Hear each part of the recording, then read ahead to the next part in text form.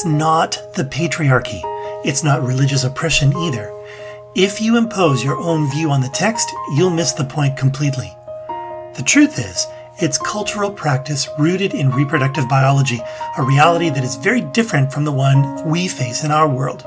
Here are some key points. Lithians can live for up to 300 years. They mate for life because of changes in their brain chemistry when a relationship is consummated. Nobody wants to be miserable for most of their long lives. Therefore, it's imperative that couples intending to marry are compatible. This is why Lithian dating customs can last for more than a decade and initially involve close parental supervision. With this in mind, fathers protect their daughters from inappropriate suitors with rigorous screening. It's not about patriarchal control.